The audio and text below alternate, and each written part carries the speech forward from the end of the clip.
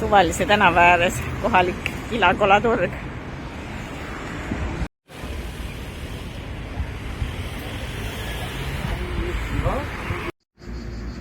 Ja linnakärdest eemal on siin ilusaid väikeseid pargikesi.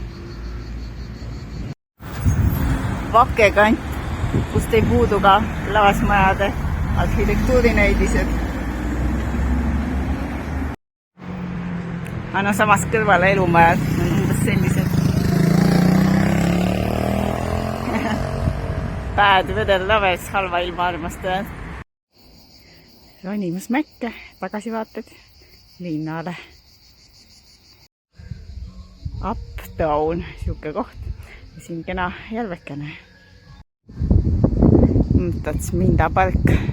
Ja kirjade järgi kruus ja pikem zipline läheb alla siit otse Tbilisisse. Veelgi kõrgemad vaated teisele poole linnale ka. Ühesõnaga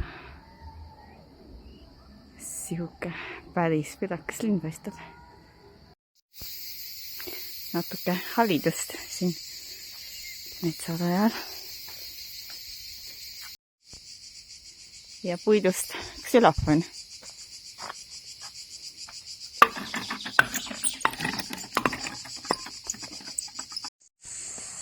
Tulin alla kusagil Ukrakana nimelises kohast Tbilisi kõrval. Tagasi Tbilisi linnas.